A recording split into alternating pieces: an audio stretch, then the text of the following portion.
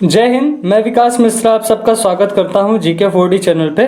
उम्मीद है आप सब अच्छे होंगे, सुरक्षित होंगे, अपना ख्याल भी रख रहे होंगे और पढ़ाई भी कर रहे होंगे।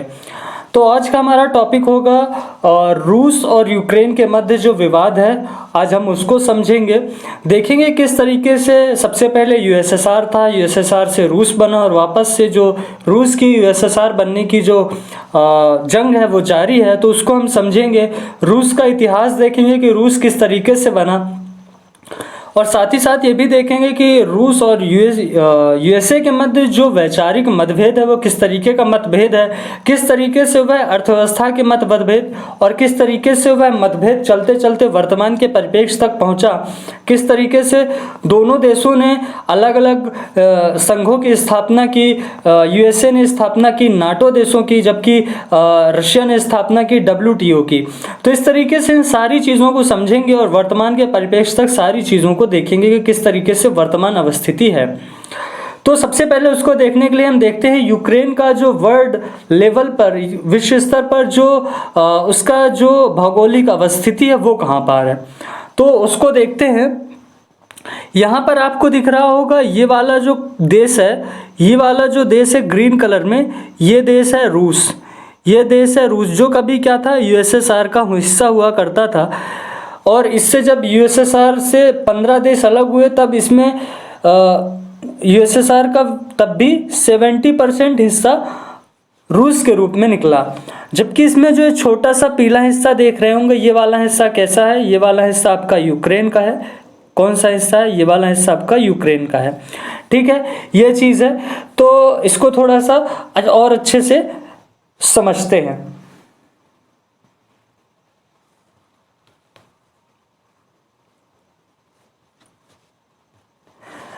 ये वाला जो हिस्सा है, ये वाला हिस्सा कहलाता है आपका किसका, रूस का। ये वाला हिस्सा, ये वाली अगर आप बाउंड्री देखेंगे तो ये वाली जो बाउंड्री है, ये वाली बाउंड्री किसकी कहलाती है, ये वाली बाउंड्री कहलाती है रूस की।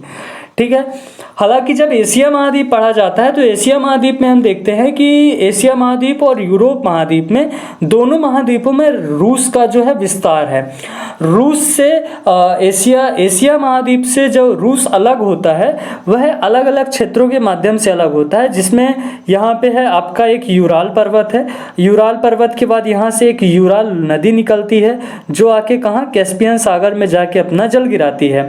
इसी तरीके से यहाँ पास एक है काकेशस पर्वत। कौन सा पर्वत है, यहाँ पास एक है काकेशस पर्वत। काकेशस पर्वत इसकी दक्षिणी सीमा का निर्धारण करता है, कहाँ, यूरोप में। और इस तरफ यहाँ पे आपका काला सागर और कैस्पियन सागर, ये दोनों सागर किससे जलीय सीमा इसकी बनाते हैं, किसकी, रूस की बनाते हैं। लेकिन वर्तमान परिप्रेक्ष्य में देखें तो वर्तमान परिप्रेक्ष्य में पूरा ही हिस्सा रूस ने यहाँ पर क्या हुआ है, पूरा हिस्सा अपना लिया हुआ है और यूक्रेन के ऊपर क्या हुआ है, पूरी तरीके से घेराबंदी की हुई है। किसने, रूस ने। किसके ऊपर, यूक्रेन के ऊपर। तो ये वाला हिस्सा जो आप देख रहे होंगे पीला कलर का, ये है यूक्रेन। तो यूक्रेन के ऊपर क्या किया है, रूस ने आक्रमण किया हुआ है। रूस के दक्षिण पूर्वी हिस्से में और उत्तर पूर्वी हिस्से में यूक्रेन क्या करना चाहता है, पूरी तरीके से कब्जा करना चाहता है। इसके कई क्षेत्रों में रूस कब्जा कर भी चुका है। क्या कर चुका है, कई क्षेत्रों में कब्जा कर भी चुका है। तो इस तरीके से इसकी अवस्थिति हो गई। अब समझते हैं रूस की बनने की कहानी से लेकर वर्तमान के परिप्रेक्ष्य तक कि रूस कैसे पहुंचा। ठीक है, तो उसको देखते हैं। तो किसी भी चीज़ को समझने के पहले सबसे पहले उसके इतिहास को समझना ज़रूरी होता है। और रूस का इतिहास रूस के बनने से शुरू होता है। तो रूस किस प्रकार बना और किस प्रकार की वहाँ पे चीज़ें हुई, उसको समझने के लिए रूस की सबसे पहले सबसे पहला जो मतभेद का कारण बना 3 देशों के मध्य, जिसमें आपका यूएसए के बाद रूस के बाद आपका चाइना शामिल है। तो उन चीज़ों को समझते हैं, यहीं से जो एक मतभेद का कारण है वो उत्पन्न होता है।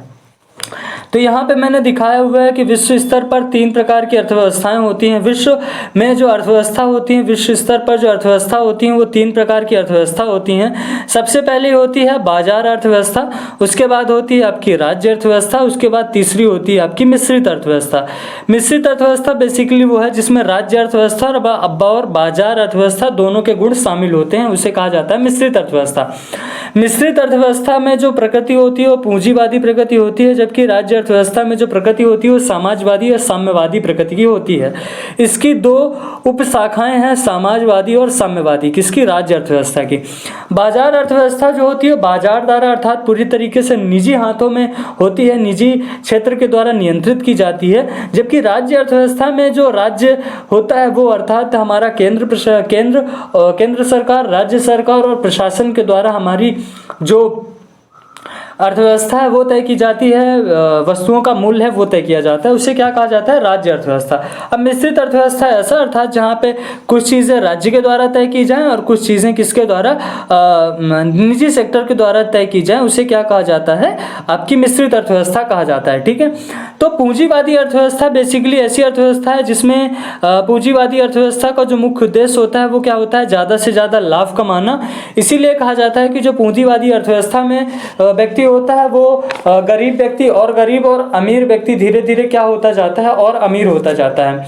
जबकि जो समाजवादी अर्थव्यवस्था होती है, समाजवादी अर्थव्यवस्था में जो मुख्य उद्देश्य होता है वो क्या होता है?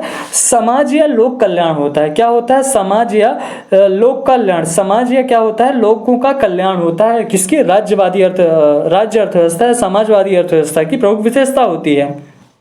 किसकी?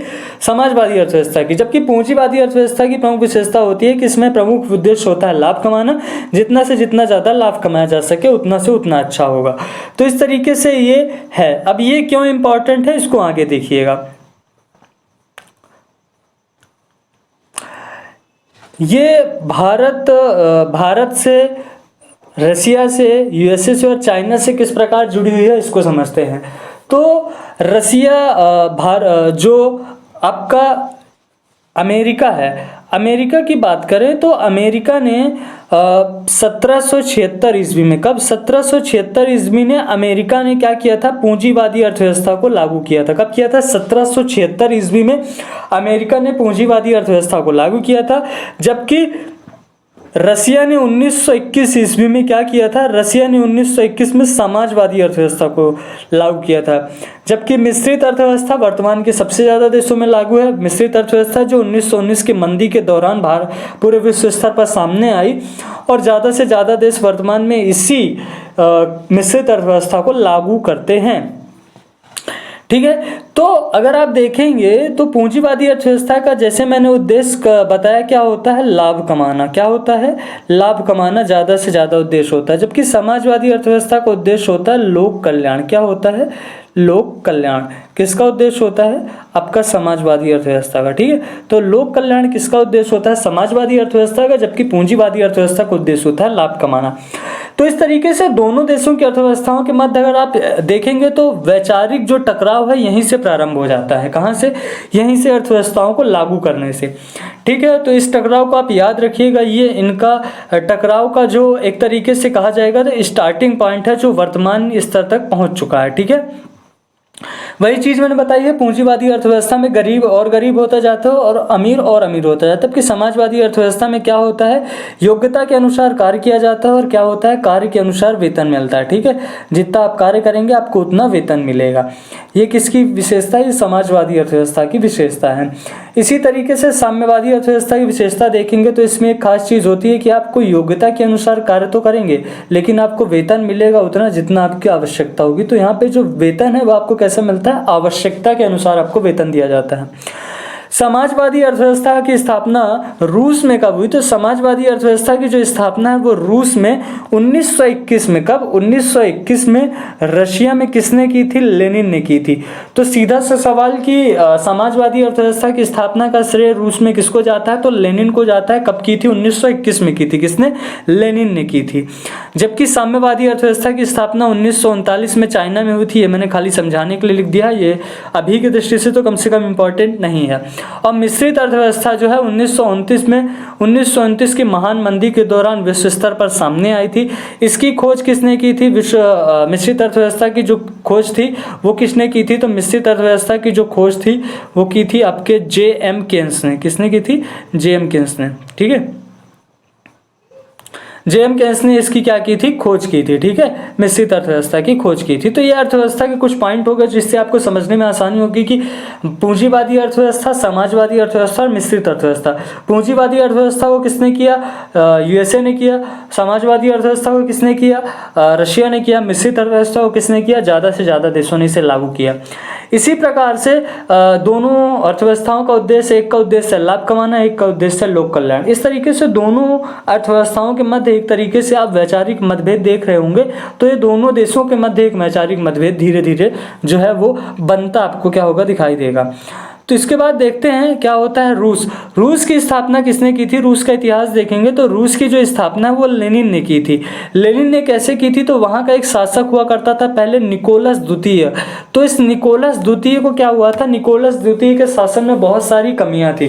तो 1914 में जब प्रथम विश्व युद्ध हुआ तब लेनिन को जब बात पता चली तो प्रथम विश्व युद्ध के दौरान लेनिन कहाँ गए, रूस गए और रूस में सबसे बड़ा आंदोलन छेड़ दिया।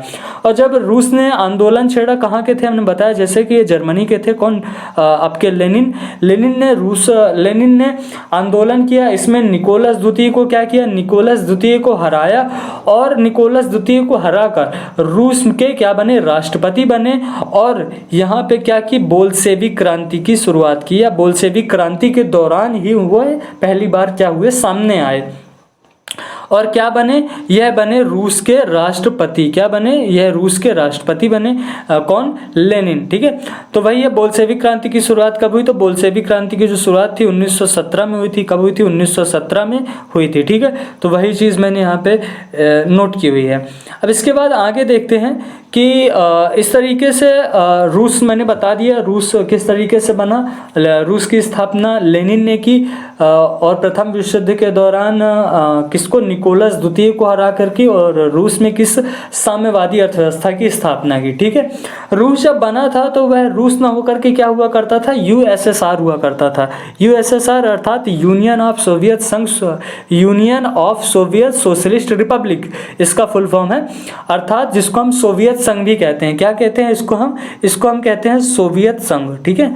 इसको हम सोवियत संघ भी कहते हैं। यूएसएसआर को हम क्या कहते हैं, सोवियत संघ भी कहते हैं। तो पहले यह रूस ना होकर के क्या हुआ करता था, सोवियत संघ हुआ करता था, जिसमें यह विश्व का सबसे बड़ा देश था, जिसकी राजधानी क्या थी, यह विश्व का सबसे बड़ा देश है। हालांकि वर्तमान में भी रूस विश्व का सबसे बड़ा देश है, ठीक है। और पहले भी रूस विश्व का सबसे बड़ा देश था जब यूएसएसआर हुआ करता था तब। रूस की राजधानी क्या है, तो रूस की राजधानी मॉस्को है, जो यूएसएसआर की भी राजधानी हुआ करती थी पहले, ठीक है। तो इस तरीके से ये चीज़ आपने समझ ली, इतिहास समझ लिया और यूएसएसआर को आपने समझ लिया कि यूएसएसआर कैसे बना, ठीक है। द्वितीय विश्व युद्ध जब हुआ, द्वितीय विश्व युद्ध 1939 से चला 1945 तक। अब समझिए वर्तमान स्थिति में जो इसका विवाद है वो किस तरीके से पहुंचा। तो द्वितीय विश्व युद्ध को जो जीतने वाले देश थे वो था यूएसए के बाद फ्रांस के बाद इंग्लैंड के बाद रूस। इस युद्ध का अंत किसने किया, तो इस युद्ध का जो अंत था वो किसने किया, यूएसए के द्वारा किया गया। और यूएसए के द्वारा किस प्रकार से किया गया, तो इस विश्व युद्ध का अंत हिरोशिमा और नागासाकी, जो कि जापान के दो द्वीप हैं, उन दोनों द्वीपों में परमाणु बम गिराया गया।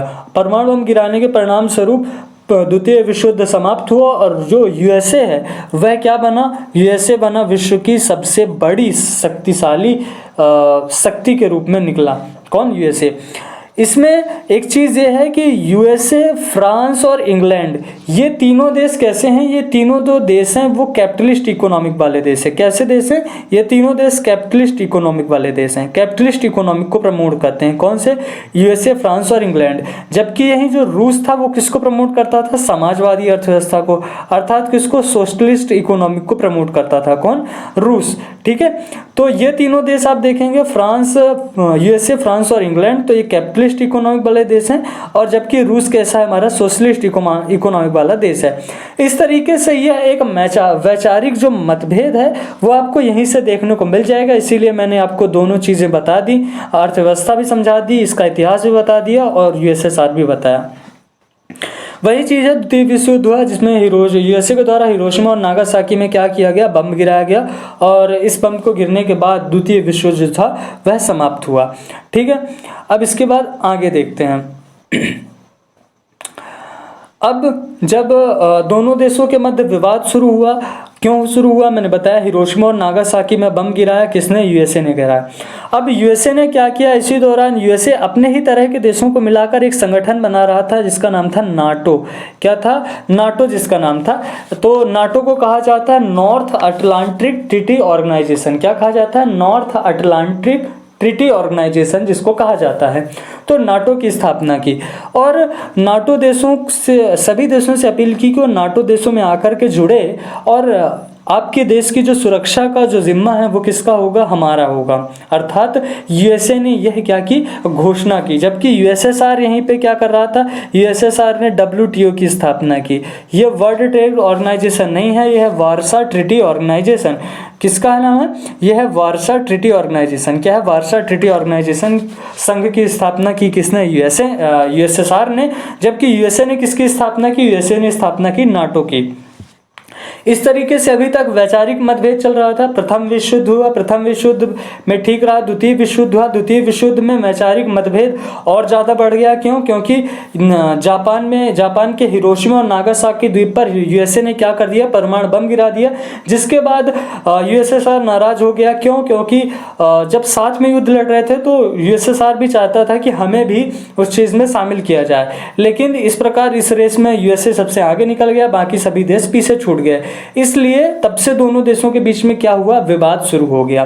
और इसी दौरान यूएसए के द्वारा किसकी स्थापना की गई, नाटो संगठन की स्थापना की गई। किसके द्वारा, यूएसए के द्वारा नाटो संगठन की स्थापना की गई। जबकि इसी वैचारिक मतभेद की लड़ाई के परिणाम स्वरूप यूएसएसआर के द्वारा डब्ल्यूटीओ वार्सा ट्रीटी ऑर्गेनाइजेशन की स्थापना की गई और यूएसएसआर अर्थात रूस ने अपने ही तरह के समाजवादी देशों को इसमें जोड़ने की क्या की, अपील की। इस तरीके से अब ये नाटो और डब्ल्यूटीओ के मध्य क्या हो गया, एक तरीके से विवाद हो गया।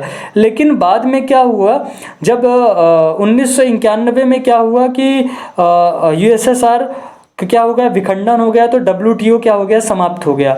लेकिन जो नाटो है वह लास्ट तक नहीं, वर्तमान तक चलता आ रहा है।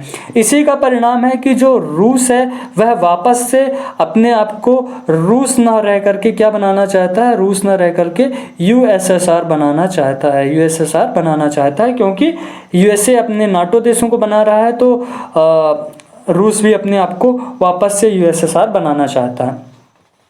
ठीक है, तो ये चीज़ आपने समझ ली होगी। इसके बाद देखते हैं हिरोशिमा और नागासाकी में, वही मैंने बताया कि हिरोशिमा और नागासाकी जापान के जो दो द्वीप है इस पर बम गिराया था। जिसके बाद ये बात जब यूएसएसआर को पता चली तो दोनों के बीच में मतभेद हुआ और तब से क्या बन गए, एक दूसरे के दुश्मन बन गए। क्यों, क्योंकि यह वैचारिक मतभेद अब युद्ध के स्तर पर भी सामने आ गया।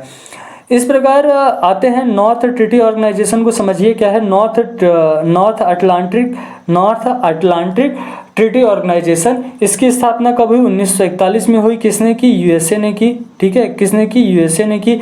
इसमें कुल कितने देश हैं, तो इसमें वर्तमान में कुल 30 देश हैं। 30वें देश के रूप में नॉर्थ मैसेडोनिया शामिल हुआ है। 1949 में जब यह बना था नाटो, तो यह इसकी अध्यक्षता कर रहा था यूएसए और इसमें 12 देश थे। 12 देशों ने क्या किया था, 12 देशों ने मिलकर के एक शपथ ली थी कि यदि हमारे नाटो देशों पर, किसमें, नाटो देशों पर यदि कोई भी दूसरा देश कभी भी हमला करेगा तो हम सभी नाटो के जितने भी देश हैं वो सभी देश मिलकर उस देश के साथ क्या करेंगे, उस देश के साथ युद्ध करेंगे जिसने नाटो देश के ऊपर क्या किया है, हमला किया है। तो यह शपथ ली थी किसने, नाटो देशों ने शपथ ली थी। कब, जब यह नाटो की स्थापना हुई थी 1949 में। कब, 1949 में नाटो की इसीलिए स्थापना की गई थी। ठीक है, ये भी वर्तमान में यूक्रेन के ऊपर हमले का ये भी एक महत्वपूर्ण कारण है।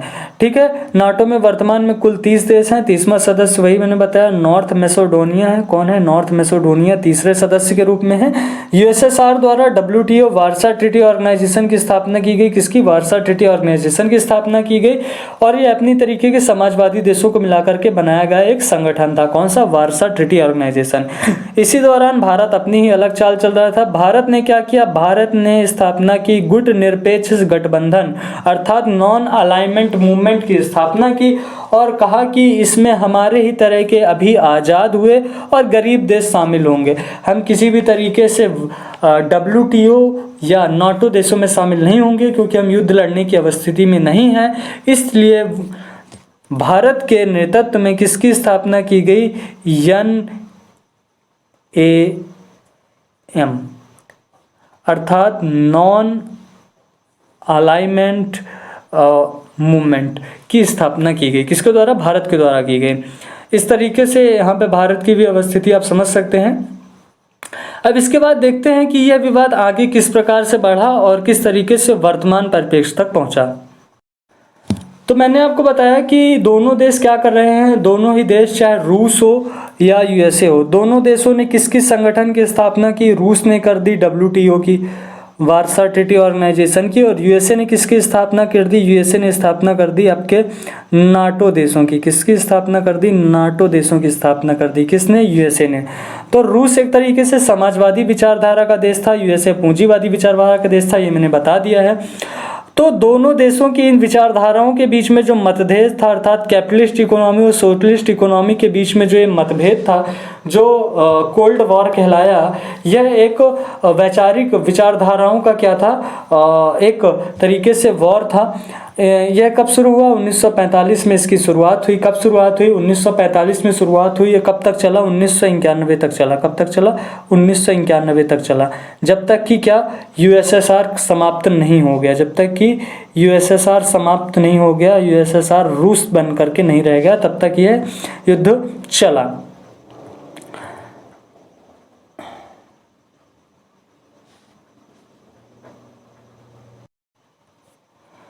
तो कोल्ड वॉर दोनों देशों के बीच में विचारधाराओं का टकराव था। ठीक है, कोल्ड शब्द इसलिए प्रयोग किया जाता है क्योंकि शीत क्षेत्र में दोनों जो देश हैं उत्तरी ध्रुव के शीत क्षेत्र में स्थित हैं, और शीत के लिए आप जानते हैं क्या प्रयोग किया जाता है? कोल्ड शब्द प्रयोग किया जाता है ना। तो वही शब्द है कि इनके लिए दोनों देशों के बीच में वैचारिक मतभेदों की लड़ाई थी, इसलिए इसे क्या कहा गया? कोल्ड वॉर कहा गया। तो इस तरीके से हमने यहाँ पे कोल्ड वॉर को भी देख लिया, जो दोनों देशों के मध्य वैचारिक मतभेद के रूप में शुरू हुआ। ठीक है, इसके बाद देखते हैं यूएसएसआर। 1900 मैंने बताया कि 1991 तक जो रूस था वो क्या रहा? 1991 तक जो रूस था वह यूएसएसआर के रूप में रहा। 1991 के बाद नाटो और उसके साथ पूंजीवादी देशों के क्या दबाव के कारण क्या हुआ? दबाव के कारण यह टूट गया, और यह कितने देशों में टूटकर? यह टूटकर 15 देशों में विभाजित हुआ। कितने देशों में? यह टूटकर 15 देशों में विभाजित हो गया। कौन? आपका यूएसएसआर 15 देशों में विभाजित हो गया। इस तरीके से जब यह 15 देशों में विभाजित हो गया, तो अब देखिए इसमें 15 देश और हैं कौन कौन से? तो इसमें जब हम देखेंगे तो इसमें कुल 15 देश हैं। कौन कौन से हैं? सबसे पहले आ जाता है आपका रसिया खुद है, रसिया के बाद इस्टोनिया, इस्टोनिया के बाद लाटविया, लाटविया के बाद लिथुआनिया, लिथुआनिया के बाद बेलारूस, बेलारूस के बाद यूक्रेन, यूक्रेन के बाद मोल्डोवा, मोल्डोवा के बाद जॉर्जिया, जॉर्जिया के बाद आर्मेनिया, आर्मेनिया के बाद अजरबैजान, अजरबैजान के बाद कजाकिस्तान, कजाकिस्तान के बाद उज्बेकिस्तान, उज्बेकिस्तान के बाद यहाँ पे हो जाएगा आपका तुर्कमेनिस्तान, तुर्कमेनिस्तान के बाद हो जाएगा आपका किर्गिस्तान, किर्गिस्तान के बाद तजाकिस्तान। इस तरीके से कुल 15 देशों के रूप में रूस विभाजित हुआ।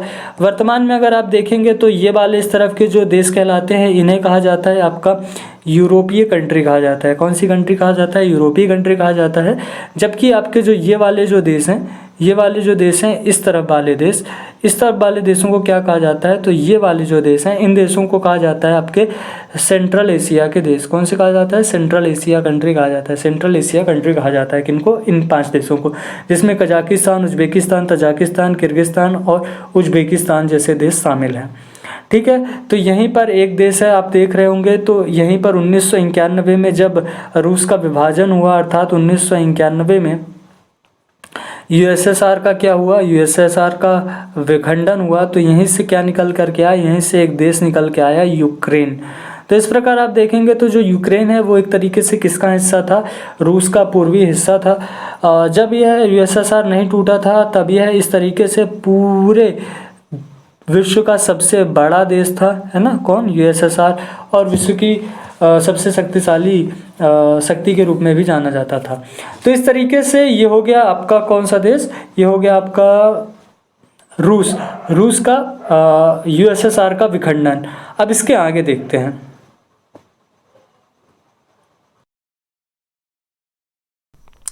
अब जो ये युद्ध है ये लगातार इस प्रकार का युद्ध चलता रहेगा। वर्तमान परिप्रेक्ष्य की बात करें तो वर्तमान में बात कुछ इस प्रकार की है कि रसिया का कहना है कि मैं पहले कमज़ोर था, इसलिए मुझे अमेरिका के सामने झुकना पड़ा और मेरा जो विभाजन है वो 15 देशों में हो गया। कितने देशों में? 15 देशों में हो गया। लेकिन वर्तमान परिस्थिति में मैं मजबूत हूँ। कैसा हूँ? वर्तमान परिप्रेक्ष्य में मैं मजबूत हो चुका हूँ, इसलिए अब मेरे साथ जो अलग हुए देश हैं मैं उनको एक साथ लाना चाहता हूँ। और चूंकि यूएसएसआर के विघटन के बाद भी नाटो का विघटन नहीं हुआ और नाटो जो अपने पैर है वह धीरे धीरे पसार रहा है, धीरे धीरे मेरे आसपास के जो देश हैं उनको अपने साथ लाकर मुझे और बुरी तरीके से तोड़ना चाहता है। तो मैं क्या करना चाहता हूं? मैं जिसे रोकना चाहता हूं। कौन बोल रहा है? रूस बोल रहा है कि मैं उन्हें रोकना चाहता हूं। इसलिए मैं क्या कर रहा हूं? मैं इस यूएसएसआर को वापस से रूस को यूएसएसआर बना रहा हूं। ठीक है। इसके बाद आप समझिए G8 और G7 क्या है। G8 और G7 को समझेंगे तो यह है कि G8 में अगर आप देखेंगे तो G8 में कुल 8 कंट्रीज़ हैं। कितनी कंट्रीज़ हैं? 8 कंट्रीज़ हैं। और इसमें कौन कौन सी हैं अगर आप कंट्रीज़ देखेंगे तो यूनाइटेड किंगडम अर्थात इंग्लैंड, फिर Russia, USA, Canada, Germany, Italy, Japan और फ्रांस। इसका जो मैप है ये मैंने इस तरफ दिया हुआ है। ये जो मैप है ये इस तरफ दिया हुआ है। अगर आप इसको देखेंगे तो यहाँ पे ये दिखेगा। ये है आपका देश है कनाडा, ये है यूएसए, ये है आपका यूनाइटेड किंगडम अर्थात इंग्लैंड, ये है आपका जर्मनी, ये है आपका फ्रांस, ये है आपका इटली, ये है आपका जापान और ये है आपका रसिया। इस तरीके से कुल 8 देश मिलाकर के क्या बनते हैं? G8 बनते हैं। लेकिन चूंकि G8 वर्तमान में समाप्त हो चुका है। क्यों हो चुका है? उसका कारण देखिए, रूस ने 2014 में क्या किया था? रूस ने 2014 पर क्या किया था? क्रीमिया पर कब्जा कर लिया था। जो क्रीमिया है वो एक यूक्रेन का दक्षिण पूर्वी हिस्सा है, इस पर कब्जा कर लिया था। इससे नाराज होकर यहाँ के जो G8 कंट्री के जो देश थे उन सभी देशों ने मिलाकर के किसको? रूस को अलग कर दिया, जो वर्तमान में अब G8 न होकर के क्या है? G7 कंट्रीज़ के रूप में है। कहाँ कब्जा किया है तो ये आपको दिखा देते हैं। ये है आपका रसिया वाला हिस्सा, ये है आपकी रसिया वाली बाउंड्री है जो मैंने आपको वहाँ पर भी बताई थी। ये वाली है आपकी रसिया वाली बाउंड्री। रसिया ने क्या किया है? रसिया ने ये वाला जो क्रीमिया वाला जो हिस्सा है, जो यूक्रेन का हिस्सा है, इसको क्या कर लिया है? इस पर 2014 में ही क्या कर लिया है? कब्जा कर लिया था। जैसा कि मैंने बताया कि जो रसिया का कहना है कि मैं पहले कमज़ोर था इसलिए मेरा विभाजन 15 देशों में हुआ, इसी तरह मैं क्या कर रहा हूँ? मैं अब मजबूत हो रहा हूँ तो मैं अपने देश को क्या करूँगा? मैं अपने देश को और यूएसएसआर को वापस से संगठित करूँगा। हालांकि जो रूस का मकसद है कि वह चाहता है कि यूक्रेन को एक लैंड लॉक्ड कंट्री के रूप में परिवर्तित कर दे। तो यहाँ पे जो ये मोल्डोवा देश का जो क्षेत्र है और साथ ही साथ जो यूक्रेन का क्षेत्र है, यूक्रेन के इस क्षेत्र को क्या करना चाहता है? रूस अपने कब्जे में लेना चाहता है। हालांकि यहाँ के देशों पर, यहाँ के कुछ जगहों पर रूस ने क्या कर लिया है? पूर्णतः कब्जा कर लिया है। अभी जब आप मैं करंट स्टेटस बताऊंगा तो वहाँ पे मैं आपको चीज़ें बताऊंगा कि वहाँ पे किस तरीके से रूस ने कब्जा कर लिया है। ठीक है। तो रूस इसको लैंडलॉक कंट्री में चेंज करके जो यहाँ पे जो इसका ब्लैक सी है, ब्लैक सी के साथ क्या चाहता है? ब्लैक सी के साथ पूरी तरीके से संबंध समाप्त करना चाहता है, ताकि कभी नाटो जो देश हैं वो कभी भी अपनी जल सेना को कहाँ?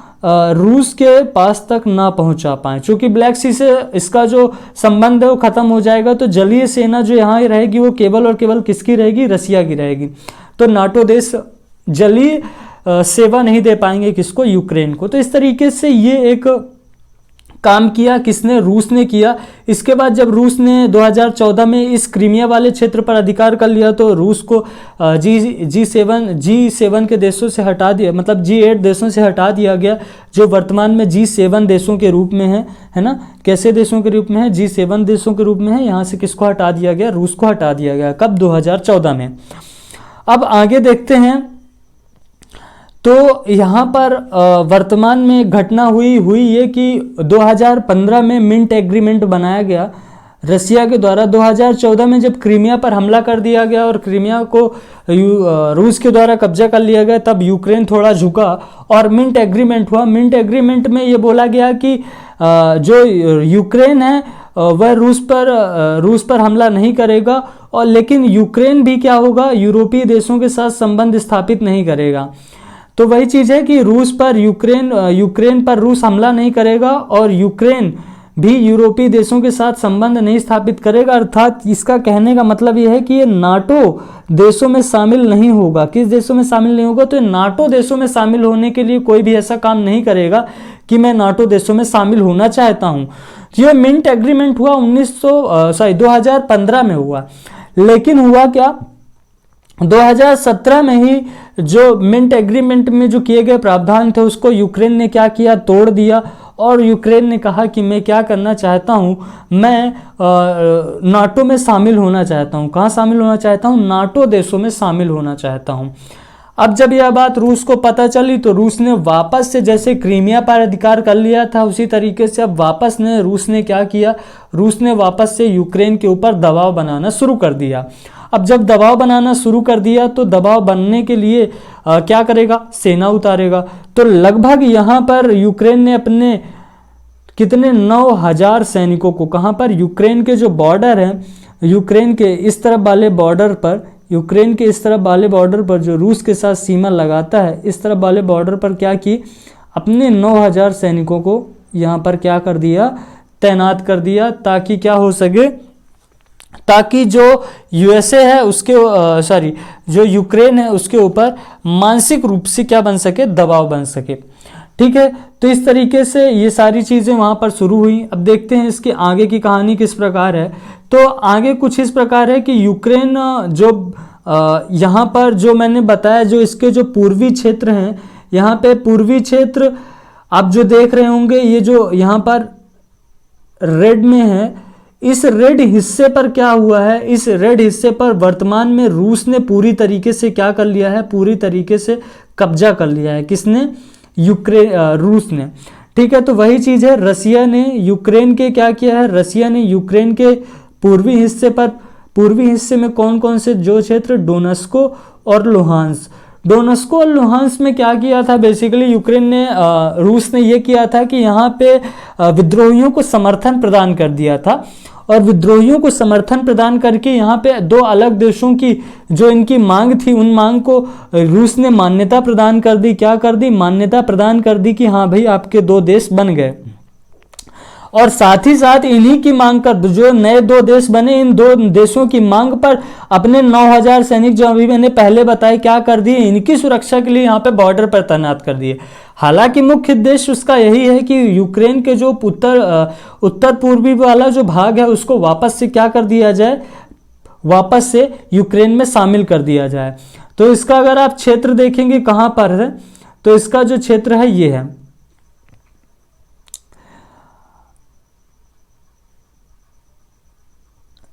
ये जो दो क्षेत्र हैं लुहांस और एक ये वाला जो क्षेत्र है आपका कहला जाएगा लुहांस वाला क्षेत्र है। लुहांस वाले क्षेत्र में भी यहाँ पे विद्रोही थे, तो इन विद्रोहियों को क्या कर दिया, लुहांस वाले क्षेत्र में भी विद्रोहियों को आपको नया देश बनाने की अनुमति दे दी। और डोनेस्क वाला जो क्षेत्र है, डोनेस्क वाले क्षेत्र में भी क्या कर दी, विद्रोहियों को अनुमति दे दी। इस प्रकार से ये वाला जो पूरा हिस्सा है, इस हिस्से पर क्या हो गया, रूस का हो गया कब्जा। क्या हो गया? रूस का कब्जा हो गया। यहीं से वर्तमान में ह्यूमन कॉरिडोर बनाने की बात कही है भारत के लिए, जो भारत के लिए अभी तक के लिए सबसे अच्छा लिया गया जो निर्णय है वो है, उससे हम आगे देखेंगे। तो ये आपको मैंने समझा दिया। यहाँ पे जो दो क्षेत्र हैं ना, डोहांस ये वाले क्षेत्र पर और डोहांस और लुहांस वाले क्षेत्र में क्या कर दी है, मान्यता प्रदान कर दी है यहाँ के लोगों को। ठीक है, अब इसको आगे देखते हैं।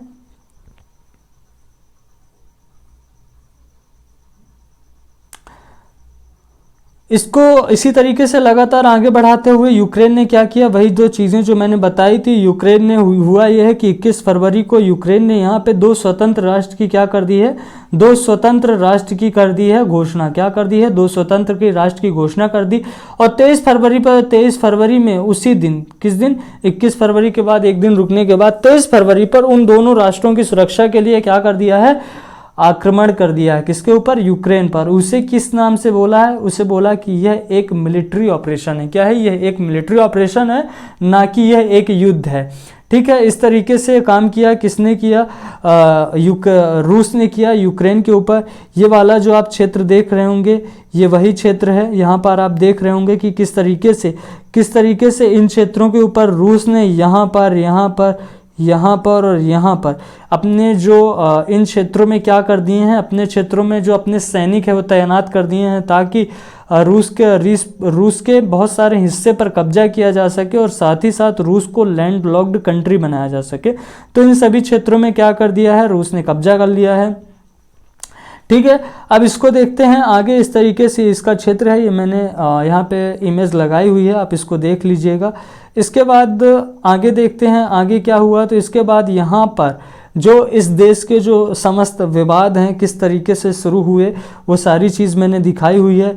यहाँ पे जो क्रीमिया वाला क्षेत्र है, क्रीमिया वाले क्षेत्र पे किस तरीके से हमला किया, और यहाँ पे किस तरीके से रूस ने अपने अपने क्षेत्र में यहाँ पास क्या किया है, हमला किया है। रूस का मानना है कि इन क्षेत्रों पर, ये सारे क्षेत्र, रूस का मानना है इन क्षेत्रों पर अगर रूस कंट्रोल कर लेगा तो रूस एक यूक्रेन पर कंट्रोल कर लेगा तो यूक्रेन एक लैंड लॉक्ड कंट्री के रूप में परिवर्तित हो जाएगा। तो इस तरीके से ये चीज़ थी, किसकी, आपकी यूक्रेन के बारे में थी।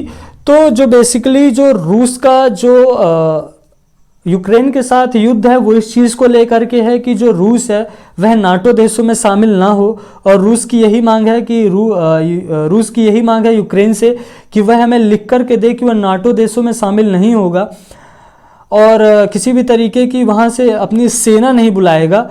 और इस चीज़ को लेकर के जो उसका विवाद है वो है किसके साथ, रूस के साथ बना हुआ है। और इसी चीज़ को मैंने यहाँ पर दर्शाया हुआ है। अगर आप देखेंगे तो कुछ वर्तमान अगर परिप्रेक्ष्य की बात करें तो जो वर्तमान परिप्रेक्ष्य है वो कुछ भारत जिस प्रकार पाकिस्तान से अलग हुआ, और पाकिस्तान देश ने किसको परेशान किया, भारत को परेशान किया, ठीक उसी तरीके से जो यूक्रेन है, अगर आप देखेंगे ये वाला हिस्सा यूक्रेन का है, ये वाला हिस्सा अगर आप देखेंगे यूक्रेन का है, जो पहले यूएसएसआर में हुआ करता था, तो वो अलग होकर के किसको परेशान कर रहा है, रूस को कर रहा है। हालांकि जो नॉर्वे स्वीडन हो गए, Norway Sweden Finland Latvia Lithuania Belarus, ये सारी कंट्रीज भी चाहती तो एक तरीके से नाटो की सदस्यता शामिल कर सकती थी, लेकिन चूंकि सभी एक जैसे नहीं होते, जैसे कि आप भी जानते हैं सभी एक जैसे नहीं होते। लेकिन यूक्रेन क्या है, यूक्रेन अपने आप को नाटो देशों में शामिल करना चाहता है, और नाटो देशों का वही शपथ कि जब हमारे देश के ऊपर कोई भी आक्रमण करेगा तो हम क्या करेंगे, सभी देश उसको मिलकर मारेंगे। तो 30 कंट्री क्या करेंगी, 30 कंट्री रूस को मिलकर के मारेंगी। यदि रूस क्या किया, रूस ने कहाँ किया, यूक्रेन के ऊपर आक्रमण किया, और यही चीज़ रूस से बर्दाश्त नहीं हो रही। तो रूस चाहता है कि यूक्रेन लिख करके दे कि वह नाटो देशों में शामिल नहीं होगा, और बाइडेन भी लिख करके दें कि वह नाटो देशों में शामिल नहीं करेंगे। तो इस तरीके का जो विवाद है वो बना हुआ है। तो कुछ अगर भारत, और इसको मैंने भारत के सिमिलर दिखाने की कोशिश की है, किस तरीके से, वो इस तरीके से है कि जो भारत है वो भी, पाकिस्तान है वो भी कभी भारत का हिस्सा हुआ करता था, जिस तरीके से यूक्रेन रूस का हिस्सा हुआ करता था। और जिस तरीके से पाकिस्तान किसका, अमेरिका और चाइना का साथ देता है भारत को परेशान करने के लिए, उसी तरीके से रूस का साथ, यूक्रेन साथ दे रहा है, किसका, यूक्रेन साथ दे रहा है आपका अमेरिका का और यूरोपीय देशों का, किसको, यूरोप को, रसिया को परेशान करने के लिए और रसिया को तोड़ने के लिए। तो इस तरीके से दोनों हैं, दोनों को अलग अलग, पाकिस्तान भी है जो अपनी देश से बाज नहीं आ रहा है। हालांकि इसी देश को, इसी चीज़ से भारत को भी सीख लेनी चाहिए कि जिस तरीके से यूक्रेन के ऊपर कौन हमला कर रहा है, यूक्रेन के ऊपर हमला कर रहा है रूस, और रूस को सबक सिखा रहा है, उसी तरीके से हो न हो आने आगे वाले समय में भारत भी क्या करेगा, भारत भी जो है पाकिस्तान है इसको अपने क्षेत्र में शामिल कर लेगा, इजली शामिल कर लेगा, जिस तरीके से क्या है रूस शामिल कर रहा है। बशर्ते ये है कि भारत अपनी आर्थिक स्थिति, आर्थिक और सैन्य स्थिति को सुधारे और लगातार विश्व स्तर पर आगे बढ़ता रहे। तो इस तरीके से सारी चीज़ें थी। वर्तमान की बात करेंगे, अभी हाल ही की जो न्यूज़ है अगर उनको देखें कि हाल ही में कौन कौन सी चीज़ें हुई हैं, तो हाल ही की न्यूज़ की बात करें तो क्या हुआ है कि यूक्रेन में भी भारत के बहुत सारे छात्र रह रहे हैं। कहाँ रह रहे हैं? यूक्रेन में भारत के जो बहुत सारे छात्र हैं वो कहाँ रह रहे हैं? भारत में जो बहुत सारे छात्र हैं वो यूक्रेन और रसिया में निवास कर रहे हैं। उन जगहों पर कहाँ? जहाँ पर कि आपके लोग हैं यहाँ के जो भारतीय लोग हैं वो भी रह रहे हैं वहाँ पर। तो इस तरीके से यह लोग भारत में रह रहे हैं, तो ये यूक्रेन में भी रह रहे हैं और रशिया में भी रह रहे हैं। तो इन लोगों को निकालने के लिए क्या हुआ, हाल ही में कुछ छात्रों की मौत की भी न्यूज़ सामने आई, 2-3 छात्र मारे गए। अभी सुबह की न्यूज़ है कि आज एक छात्र डर की वजह से, पंजाब के हैं, उनकी मृत्यु हो गई है। तो हाल ही में जो यहाँ के जो रूस के जो राष्ट्रपति हैं व्लादिमीर पुतिन, इन्होंने कहा है कि हम भारतीयों को सुरक्षित निकालने का पूरा प्रयास कर रहे हैं। साथ ही साथ यहाँ पे उन्होंने एक बहुत अच्छी बात कही है, वो ये कही है कि हम आपके भारतीय लोगों को निकालने के लिए पूरी तरीके से न केवल रूस बल्कि यूक्रेन से भी तैयार हैं, लेकिन चूंकि यूक्रेन में बहुत सारे देशों के लोग और छात्र रह रहे हैं, इसलिए वह क्या कर रहा है, यूरोपीय देश रूस से बचने के लिए क्या कर रहा है, रूस से बचने के लिए वह उन छात्रों को ढाल के रूप में इस्तेमाल कर रहा है, ताकि वो क्या हो सके, ताकि वो बच सके, किससे? रूस से बच सके। लेकिन रूस जिन जिन क्षेत्रों को जीतता जा रहा है, उन क्षेत्रों के भारतीय छात्रों को वापस लाता जा रहा है। इसी बीच जो भारत के साथ चूंकि रूस के संबंध अच्छे हैं, इसलिए भारतीय लोग वापस आ रहे हैं। लेकिन चूंकि अन्य देशों जैसे पाकिस्तान हो गया, टर्की हो गया, यहाँ अन्य जो देश हैं जिनके साथ उसके संबंध ठीक नहीं हैं, उन देशों के लोगों को वहाँ से इजाज़त नहीं मिल रही, आने की सुविधाएं नहीं मिल रही हैं, वहाँ के देश भी नहीं आ पा रहे हैं। लेकिन यूक्रेन के जिन जिन हिस्सों में ये हमला कर रहा है, उन क्षेत्रों में ये देखकर हमला कर रहा है कि यदि वहाँ पे इंडियन नहीं है तो ही वहाँ पे हमला किया जाए। यदि भारतीय फ्लैग वहाँ पे, इंडियन फ्लैग वहाँ पे दिख रहा है, तो उस इंडियन फ्लैग का सम्मान करते हुए उस क्षेत्र पर हमला नहीं किया जाएगा। ये कहना वहाँ के सैन्य प्रमुख का भी है और वहाँ के जो राष्ट्रपति हैं उनका भी कहना है कि हमने अपनी सेना को सख्त चेतावनी दी हुई है कि भारत में जो वहाँ के जो भारतीय लोग हैं, जिन भी जगहों पर भारतीय फ्लैग, इंडियन फ्लैग दिखेगा, उन जगहों पर आपको आक्रमण नहीं करना है। उन छात्रों के ऊपर आपको किसी भी तरीके का आपको दंडात्मक कार्यवाही नहीं करनी है। तो इस तरीके से भारत के अंतर्गत ये, इस भारत के पक्ष में इसकी सबसे बड़ी क्या चल रही है, भारत के पक्ष में सबसे बड़ी जो हो रही है वो बात हो रही है। और इस तरीके से अभी भारत के एक वहाँ से जहाज भी आज सुबह ही रवाना हुआ है, जो भारत के लगभग 270 छात्रों को लेकर के कहाँ आया है, 276 छात्रों को लेकर के भारत पहुँचा है। एक और चीज़ है यहाँ पे, यूनाइटेड नेशन में जो भारत ने रूस के पक्ष में जो एक काम किया है, भारत ने रूस के पक्ष में जो काम किया है वो ये है कि यूनाइटेड नेशन में हुआ ये है कि मत पड़ रहे थे, किसके लिए? रूस के पक्ष और विपक्ष में आपको निंदा प्रस्ताव लाया गया था। कहाँ? यूनाइटेड नेशन में। तो यूनाइटेड नेशन में क्या लाया गया था? निंदा प्रस्ताव लाया गया था, है ना? निंदा प्रस्ताव लाया गया था कहाँ? आपके यूनाइटेड नेशन में निंदा प्रस्ताव लाया गया था।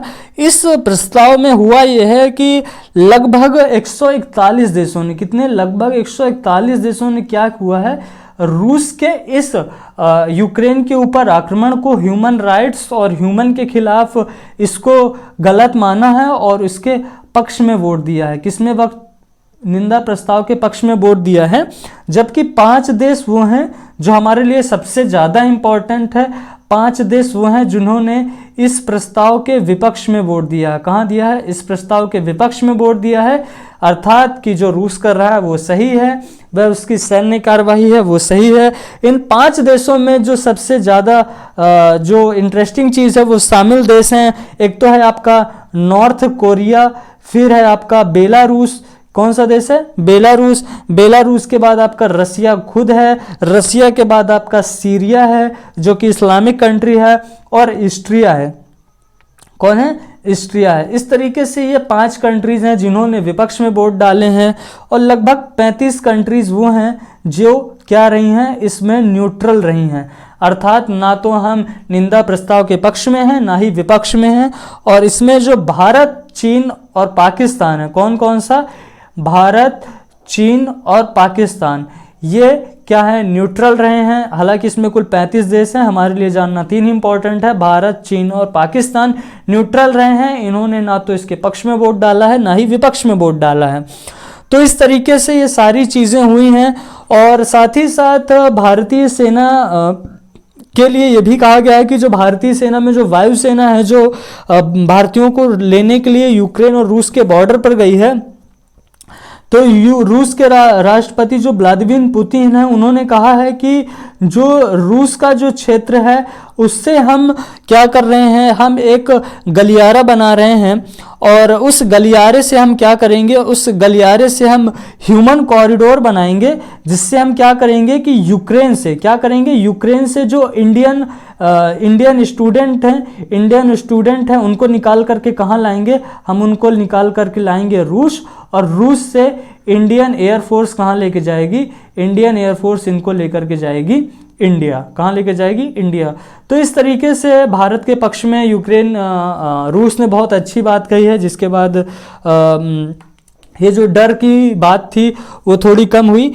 और इस तरीके से पूरा इतिहास था रूस के बनने से लेकर के यूक्रेन के विवाद तक का, कि किस तरीके से यूक्रेन नाटो देशों में शामिल होना चाहता था, लेकिन अपनी की गई संधि को उसने तोड़ा, जिसके बाद रशिया ने क्या किया, रशिया ने वापस से इसके ऊपर दबाव बनाना शुरू किया गया, और मिंट एग्रीमेंट को तोड़ने के परिणाम स्वरूप वर्तमान की यह स्थिति आप देख ही रहे हैं जो यूक्रेन को देखनी पड़ रही है।